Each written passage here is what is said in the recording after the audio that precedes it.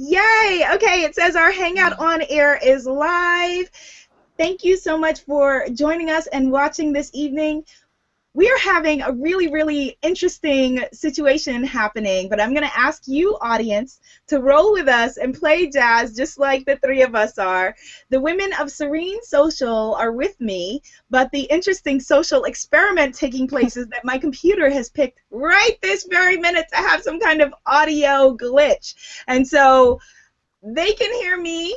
Hopefully you can hear me, but I cannot hear them. I just see their gorgeous faces, but can't hear them. So I do have your questions.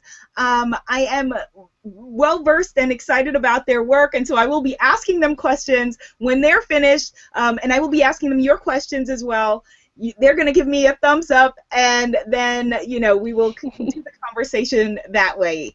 So thank you so much for joining us. I am going to ask Erin and Millana to tell us about what Serene Social is and what they do. And this is actually a good chance for me to get my lip reading skills together because there's someone in my life who I adore who is hard of hearing, and so all things for a reason.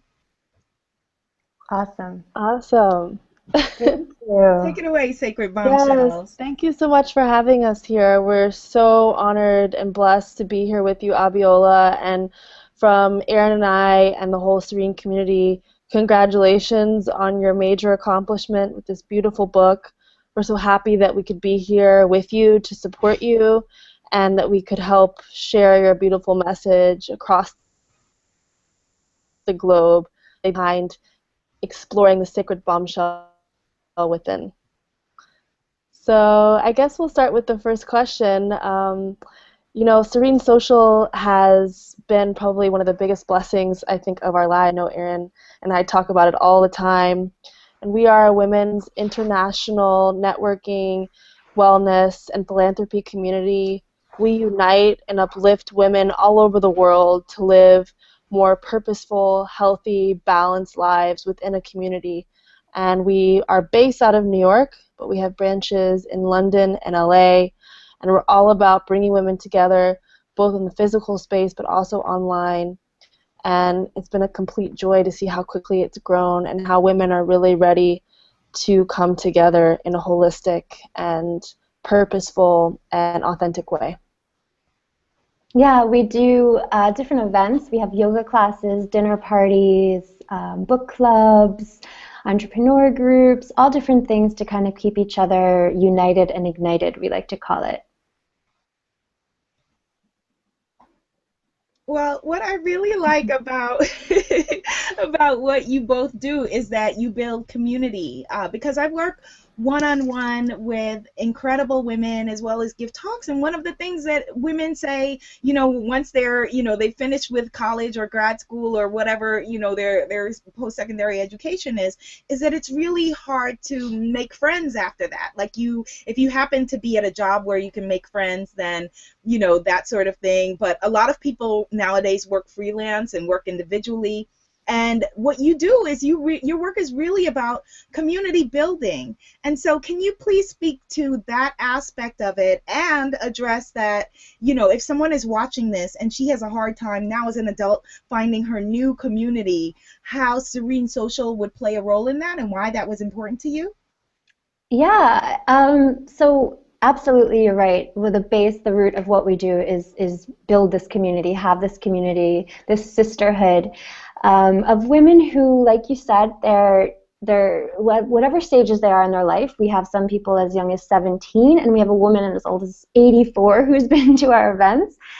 So we have everybody in between, and it's really just a way that people can come together and find this good, nourishing content and be around these like-minded and like-hearted women. We have a lot of men who are interested, but right now, because the men have had thousands of years to play in their private clubs and do the things that they have done, we kind of want to make it about just the women coming together and healing and empowering each other and really rising to power, which we believe this whole next generation is doing. It's our turn. So in this community, we create the support system, not just to have fun and good times, but for this high vibration kind of feeling and sisterhood and kind of bonding to keep each other's elevated and our dreams, at the forefront, and not make it about, your traditional business networking or your traditional kind of on board, let me find something fun to do. It's a lot more spiritual. It's a lot more, I'd say, nourishing of the mind, body, and soul on all levels.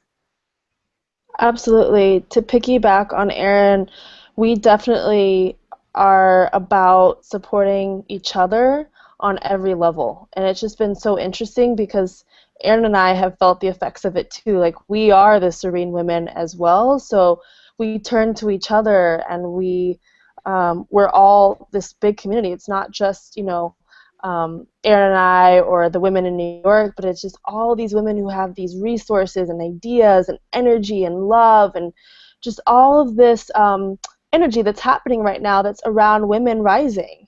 And that's just really what we've come to do. We feel like we're here to kind of aggregate all of this feminine power and make it a space where we can really rise together. Well, the way that I discovered Serene Social, and I can't wait to come out and join you at Yoga on the Roof. I'm really excited about that. The way that I discovered Serene Social was by listening to Hay House Radio, and I consider, myself to be a part of the Hay House community, talking about community building. And I just felt like what you were doing was so exciting to me, and thank you so much. You've been showing my videos on your wonderful site. But so exciting to me, and so, in tune with, the Sacred Bombshell Handbook of Self-Love, which we are celebrating the launch of this week. Yay! We all need more self-love and self-love tools in the world. How did you each individually come to, wanting to do empowerment work?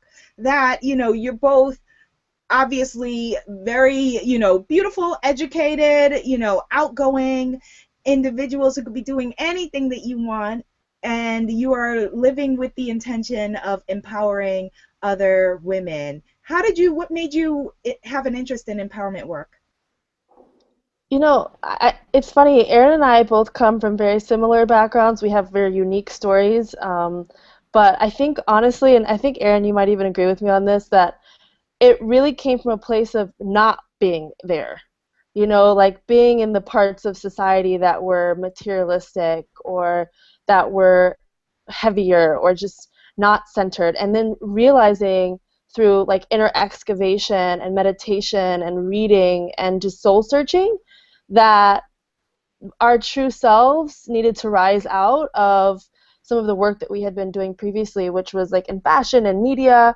And it's not to say that those things cannot be like serving the highest good. It's just, I think, when you get to a place where you kind of had enough of your own crap, you kind of look at yourself and you're like, I'm ready to get real, and then that's when you start your journey of just self-exploration. And in that, there's a lot of acceptance that needs to come into play, because you have to face some of your own demons. You have to face all of your fears, some of the things that you had to deal with in your past that were painful. And I think it's when you've kind of had enough of all of that is when you start to take that journey, and you just realize that self-love is the most important ingredient in making that journey a success. Yeah, I mean, I think it was about time for me personally that I kind of swam back into the deeper end of the pool. I like to equate what I had done for a few years as swimming in the shallow end of the pool, which was being very caught up in the industries of certain things, like fashion and media. So this was, it felt like coming back home, and it felt like I was having a purpose that was much higher than any sort of kind of shallow dreams that I would have had, which are fulfilling in a way and are very important to go through that path. But yeah, it's nice to find home. Well, one of the things that, the questions that I got for the two of you when I said that I was going to be talking to, these women who create these empowerment events such as Yoga on the Roof, a lot of women are, when when you're in, a specific community or circle, it can feel like, well, to me anyway, like everybody's doing yoga and everyone's a vegan and everyone meditates and, which is wonderful. But then, you speak to people outside of that and people say, well, I would love to do yoga, but it's intimidating to me. Or I would love to start meditation, but I don't feel like I can, or I don't feel like I have access to that, or I'm not the kind of person that does that. Let's address yoga first. How do people who feel that, gym intimidation, as they say in the, the commercial, and they feel like, well, I don't have the right body, or I don't look right to do it. Everyone looks so fit. And so, how do you recommend that people begin? I think yoga is so much a philosophy more than it is like this heavy, hard-hitting workout. There's so many things that you can appreciate yoga for, and some of the best teachers will tell you, if you come into class today and you can't touch your toes, don't worry about it. If you come into class today and you feel like you need to just lay down on the mat and not do anything, don't worry about it. It's more like a sacred space to hold for you to give back to your body, which is one of the most important things we could do on the topic of self-love.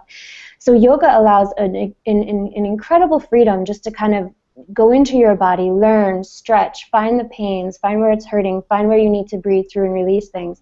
And then the philosophy of yoga, even if you just sit there and listen to a good teacher, you can take so much of it off the mat.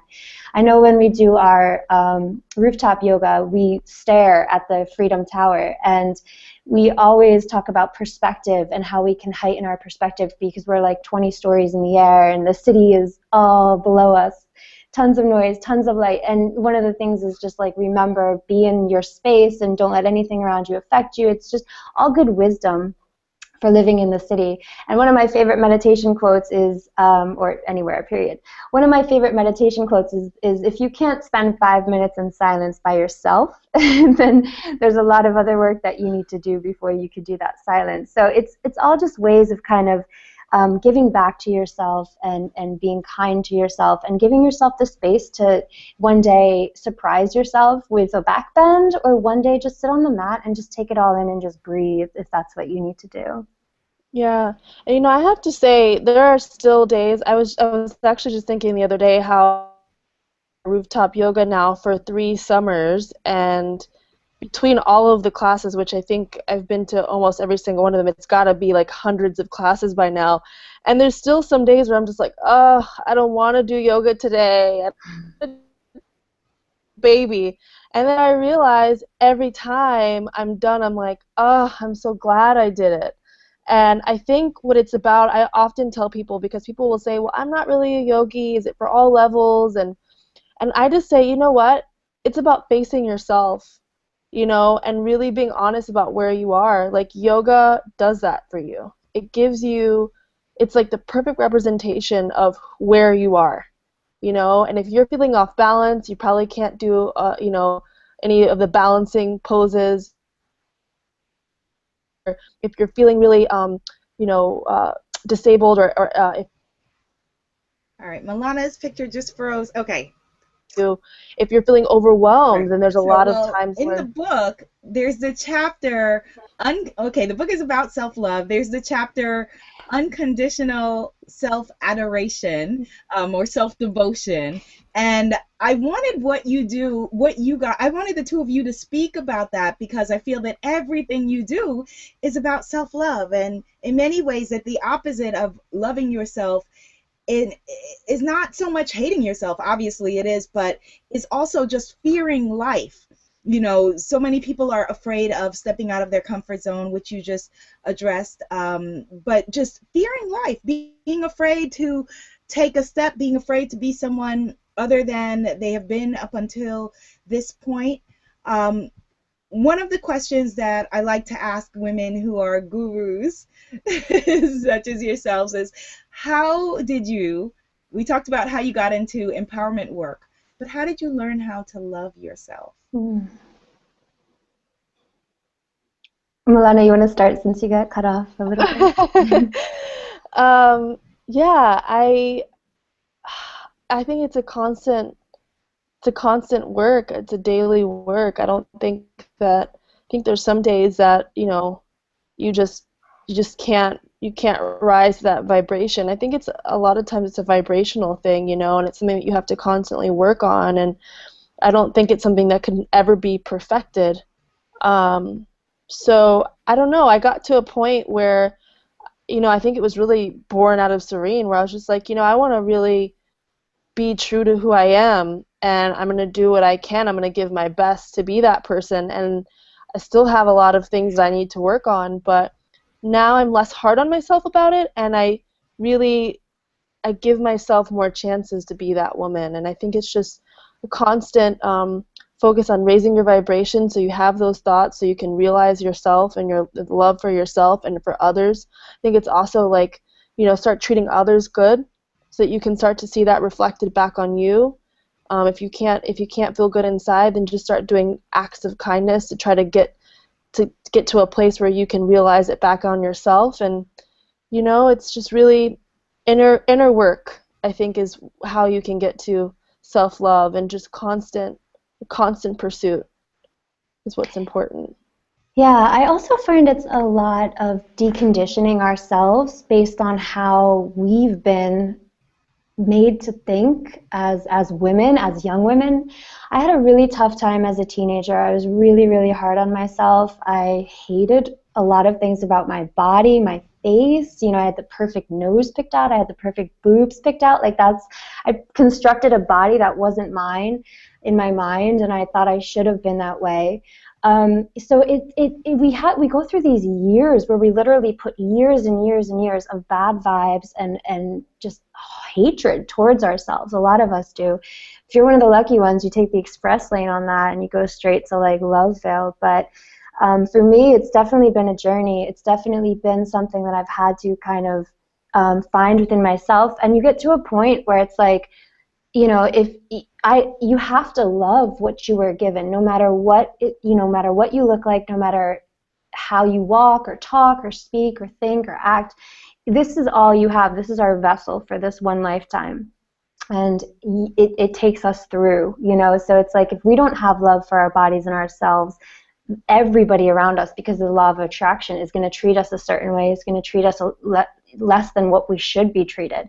Self-esteem is incredibly important, and if everybody can start off on this self-esteem path at 5 years old and just feel incredible about themselves, you know, people's lives would be different. I'd say my self-esteem started to raise when I was 25 years old, which was only 4 years ago. So it's incredible the things that we walk around with and hold and, you know, and hold inside, and how that it makes up the life around us, and, you know, things we think we deserve at this level, and then all of a sudden we get a more self-esteem and we're attracting things at this level, and our whole world opens up to something so much more great. So if not for you, it's like, this is your life, you know, this is, make sure you love yourself so purely and so strongly that you're attracting all of these things, and, you know, and tell yourself that, like, go massage your body, like go over your body and just fall in love with yourself. Hear yourself laugh, and, you know, there's so many little exercises you can do to kind of keep staying in love with yourself. I actually didn't date anyone for 18 months of my life because I wanted, after I got out of a pretty serious relationship, because I wanted to date myself. And in that time, I learned to fall back in love with myself and kind of rediscover who I am and my passions, and really find out that, you know, everybody's a really beautiful, pure person at heart. And then it is, like Millana said, you know, this daily work, this practice, you know, it shouldn't be that difficult, but to some people it is. And you know, once you get it, you start to just rise and rise and rise and rise. And then once you have a community around you that reminds you how beautiful and amazing you are, that that certainly helps as well. But absolutely, like, read books and, you know, remind yourself. And also, like Millana said, send out those intentions, like random acts of kindness. I started loving everything. I just want to be a vessel of love in this life. So I walk around loving plants and people and animals and nature. You know, just any sort of time I get to throw that energy out there, it's really good. And then it makes it on your face, and you realize the way you feel inside is the light that shines, and that is the beauty of people, is their light inside. I can't wait to watch this back. All right, so here's a question that came in specifically for the two of you. Millana and Erin, it seems as though you are on the path not traveled. I would like to take such a path, but I'm afraid that I would not eat or would not be able to eat, I think that they mean. How do you feel comfortable? This piggybacks on what we've already been talking about. How do you feel comfortable to go forward on the road less traveled and be able to eat at the same time? I literally just had a meeting with my friend Latham Thomas right before this hangout, and this is exactly what we were talking about, and the first thing I have to say is it's about who you surround yourself with. You've got to surround yourself with people who think big, who are believers in following your highest path, because if you surround yourself with people who don't believe in going for it and going for it big, you're going to fall into those patterns. And something I have to say I really love about Erin is I remember one time we were doing an exercise about how big we think Serene could be, and we had to write our numbers separately. And I think I put something like, in 10 years, Serene will have like 100,000 people or something like that. And Erin put 10 million. And I was like, what? 10 million. And I thought, wow, you're right. Like, why wouldn't we go for 10 million in 10 years? That's totally right. There are 7 billion people on this planet. It's entirely just a tiny fraction. So, you've got to surround yourself with people and a network and a community. And I have to say this, a lot of times it's not going to be your family. A lot of times it's not going to be the people who you have around you right now. So don't be afraid to take that jump alone. But it really does take some inner work first. And I think that inner work is really reading and doing your research on, like, getting the inspiration. Like, who are the people who did it? Madam C.J. Walker and, Nelson Mandela, or, all the great, the great tech gurus and startup, heroes of today. You've got to do your research because you've got to be inspired, and you've got to know, you have to know, if they can do it, you can do it. But you got to get your mind filled and your heart filled and in alignment with that knowing. And then you're going to have the support system to take that leap. And I think, it's not to say, I was just talking to Latham today, it's not to say that it's going to be easy all the time. It's not. And you are going to be scared. But you got to take that leap. And also, I just have to say, from my experience with working with now hundreds, if not thousands of women, and Erin and I talk about this all the time, that this is the time when you have to take that leap. This system, the capitalist system, is shaking and falling down, and technology is starting to replace people.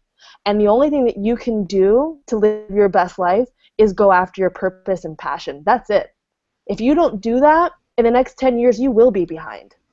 So the future is now, and the system that this generation is breaking through is only going to allow for us to be our highest selves, doing what we came here to do, and that's when all the pieces fall in. And I think once you start to just keep doing that and push through the failures and the pain and the fear and the loneliness, you just keep pushing through and know that we're going through that too. And so is the Facebooks of the world and all the big celebrities that you see that are going for it in a really authentic way. Everyone is pushing through to the next level, and you're not alone. So you can do it, and that's what we're doing on a daily basis. And it's our work. That's why we're here. Yeah, that was beautifully said. I second everything you said. Erin, do you want to add anything to that? Yeah, I think I just wanted to add how important it is to just find what makes you happy. They always say, find what makes you happy and then monetize it. And in this day and age, when there's billions of dollars spent on consulting and guidance and advisors, if you have a skill and a talent and something that you're passionate about, you can monetize that. And if you are on a different path, like maybe you just want to help people, you can go around the world very inexpensively and go from village to village and help people. There's Indiegogo, there's Kickstarter, there's all these different ways to make your dreams come together. And another thing, you just have to keep, like Millana said, just pushing through the fear, knowing that there's other people out there. But also, I used to feel like I was, you swing from a trapeze and you're in this period of suspension and you don't know, you let go of one side and you don't know when that other side is going to catch. But then the more you do it, you start to just realize that there's always going to be another side. If not, there's a safety net below.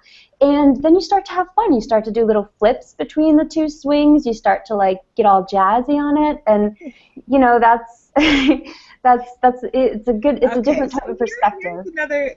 Oh, sorry, I stepped on the end of what you were saying, Erin. Were you finished? All good. Okay. All right, so here, this is a really good question. Serene Social is clearly a big vision, and the two of you are visionaries. How do you have the persistence and discipline to continue when life gets in the way? That's a good question. Yeah. How do you have the persistence and the discipline and the dedication, you know, and that goes along with everything that you just said, you know, just to even say, all right, I'm going to make this come true. And let me add to that, for the two of you, working together is really challenging for a lot of people. You know, if you're trying to have a friendship and a working relationship together, like that can be maddening. Like I've done it, and sometimes more successfully, sometimes less successfully. Mm-hmm. How do you also deal with that, being the co-founders of this big vision? It's funny that the two questions were in one, because I was going to say the discipline and the drive comes from having a partner a lot of the times, and from keeping each other on point, and for keeping that momentum going. And I think that we definitely have had our share of catty moments. And I think that it's just when we get to a point where it's like we're either forcing something, or we're trying too hard, or we're just so burnt out over trying to make something happen and knocking on this door that we're not really focused on anything else. So then we start to kind of get it. But I think lately we've been better, and, you know, we do recognize it and we do catch it, and we are, you know, learning each other more and more every day. So I, you know, like Millana's always said, it's like being married, and it is, you know, you're with each other a lot. You guys are, we're riding out a dream together, you know, so in a way that's very much like marriage. So yeah, but we're getting, more on point. That was definitely the first thing that came to mind too. Like if I didn't have Erin, I just don't even know how I would be able to just keep going.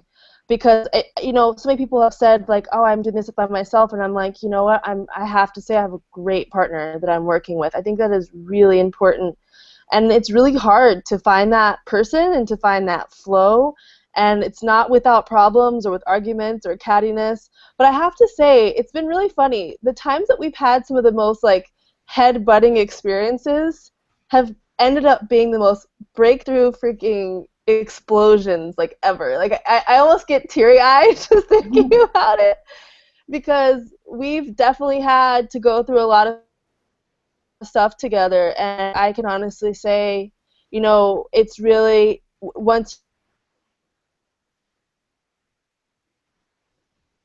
thing that comes to mind too is that Erin and I are so freaking passionate about what we are doing. It's insane. Erin and I cry all the time, like with joy, not with sadness. Like we are always like, oh my God, this is so amazing. You know, we're like so passionate about it. And it's not just me and it's not just her. Like we are equally fired up about what we're doing, and we really, really believe in what we're here to do with Serene. So I think that's the fuel. Like, you know, it's crazy. Like Erin will sit in front of the computer for like 15 hours, literally, fixing like one thing on the back end of the website, and I'll just be like, wow, like we are so down for the cause. It's amazing. And I think that's the passion and a partnership. I think those two things, and you're gonna go far. Yes. Well, what do you each personally do when you're feeling sad or depressed or anxious, or, you know, just having a bad day or whatever it is? Because even still, you know, affirmations, meditation, prayer, you know, the best of all intentions, that, you know, we're still spiritual beings in this human world having a human experience. How do you deal with that, with just depression, sadness, fear, the things that come up? I try to remind myself as often as possible, you know, what's the worst that can happen? I am strong. I can handle anything that comes my way. Just saying these affirmations, just repeating these things that we know. You know, I trust the divine to bring me what what I have in the situation and where I'm going, and I trust the bigger picture. But you're right, absolutely sometimes we get emotional and that leaves us.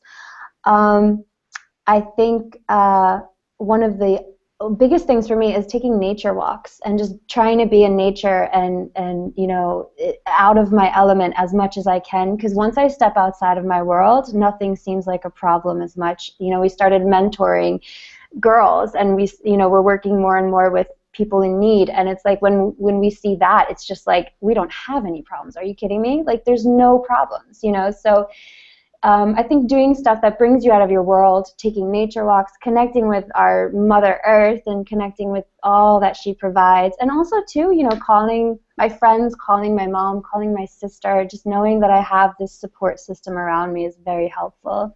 I don't stay too upset too long these days, thankfully. Yeah. I definitely have to say I have a few like go-to practices. One thing for me is working out. I kind of notice that when I don't work out, I get a little crabby.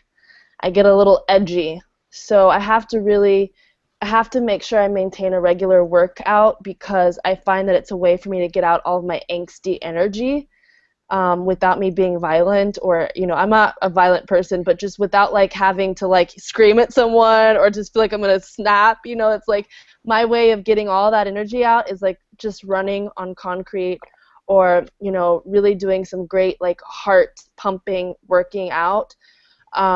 And nature for me, I'm in the city, it's a little bit hard. I just today made a intention to get more connected to nature, because being from Colorado, that's something that's really important, that grounds me. But I don't, unfortunately, get to that much in the city. And then I think my friends and the people in my world, like I just have so many people that I can talk to. I do think that what's important, though, I have to be constantly aware of the fact that if I'm going to call a friend to talk to them, it can't be to complain or to build energy in the wrong way. It has to be building energy in the way that gets me more towards what I want and what I am hoping for. And then also my practices, so gratitude practices, everything from saying thank you as many opportunities as I can, to writing gratitude lists, to just exploring gratitude throughout my day. Those things really bring me back to my center and help me to recognize that it's all good, and I had to let all that other crap go. Okay. All right. Okay. So thank you so much for answering that. Someone has another question for you both, Erin and Millana. What is self-love? Why do I need to love myself? Isn't that conceit? Oh.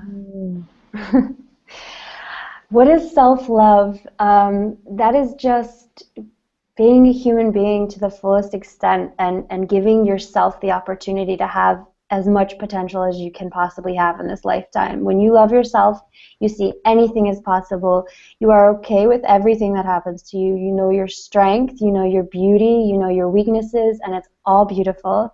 And things roll off your back. I mean, self-love is like the ultimate utopia inside of you. You just, nothing can affect you when you have complete self-love.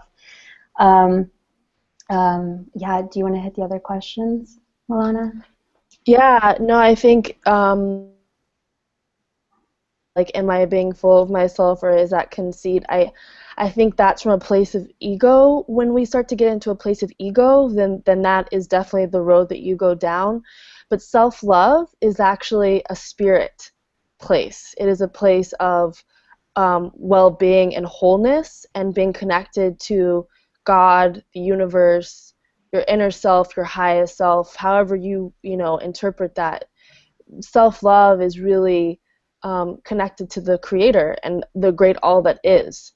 And so if it's that, then ego and conceit cannot even be in the same vicinity. It's not even the same thing. And if it goes into a place of I'm this and I'm that, and this kind of motion, if you start doing this, then that's how you know like something is off. And that place is like I'm this, I'm that. That's trying to show something off to the world. Self-love is all on the inside, and then it just shines out. Yeah. There's no putting anything on then. It's just like anything you put on shines. That's self-love.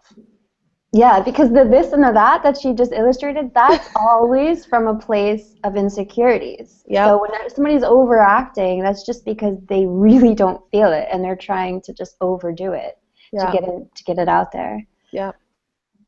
But yes, please love yourself. You're beautiful. No, please go ahead, Erin. Please, I stepped on the end of what you were saying. No, that's all I wanted to say. I just wanted to remind to love. Okay, so my last question for you both, and then I'm going to read a small section from the Sacred Bombshell Handbook of Self-Love, is tell us if someone is watching this, how she can participate in Serene Social. What's going on now? What's coming next? What is it? It's a movement. We know that it's a, it's a blog, it's live events, it's everything. How can we be involved? Well, one thing I can definitely tell you, ladies, if you're in New York tomorrow night, come join us for dinner. We have this amazing Ayurvedic cooking class and dinner party with some of our members, and it's open to all women who are interested in getting to know more about the Ayurvedic tradition, which is really a mind, body, and spirit connection through food and cooking. And it's going to be an amazing way to connect with women in the community. That's tomorrow night. So you can sign up on serenesocial.com/upcoming-events, or just go to serenesocial.com. You'll see it on the little events side on the bottom right-hand corner. And then other than that, we are doing rooftop yoga here in New York every Thursday morning. You can sign up for that online as well. We're doing rooftop yoga in LA and in London. Amazing women in both cities. And you connect with us online via our online free membership, or you can become a member, whether it's the network member, where you get discounts on all of our events worldwide, or you can become a union member, which is an annual member, which is basically all-inclusive of all our events worldwide. Erin, is there anything you wanted to add? Yeah, on the topic of self-love, we haven't quite set a date, but we are going to start doing these monthly pamper saloons where we're giving back to ourselves through green beauty and holistic healthcare, just in an open salon type setting where, there's lots of chatting and tea and all different things, and like pampering and just completely loving ourselves, not in the egotistical way, celebrating ourselves as the beautiful women we are. Yeah. SereneSocial.com. Well, I'm just so excited about your movement, and thank you so much for coming to talk to me and to us. I'm going to close us out with a reading from Chapter 5, The Secret of Self-Devotion, Unconditionally Loving You, which these two incredible women have given us tips and pointers and lessons on tonight.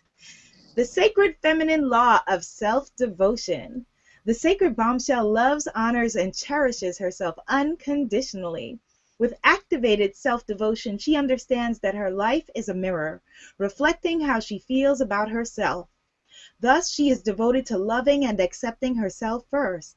This allows her to live a life of passion, joy, and service. When she feels a dearth of love on the outside, she loves herself more on the inside. This is sacred self-love. The Self-Devotion Declaration. I am enjoying the love affair of a lifetime. My beloved smiles at me from the mirror. She is strong, graceful, and complete with a generous heart. I am the lover and the loved. My devotion to my source is mirrored in my devotion to myself. I am love. My oneness with my Creator reminds me to spread kindness and hope under the dreams of all whom I encounter. And so thank you, Serene Social, for blessing us with this wonderful conversation. I will see you on the roof at yoga. I will see you on your website, and I will see you on the web and back here in another conversation where Yes. Hangout is participating, but all things are exactly as they should be. So thank you so much. Yeah. Have a beautiful. Thank you so much. Thank you for inviting us. Thank you. Thank you, Abiola. You to join us for the rest of these conversations. This is the 4th of 11 in our Sacred Bombshell Academy launch. Night, fellas. Bye. Good night to you. Bye.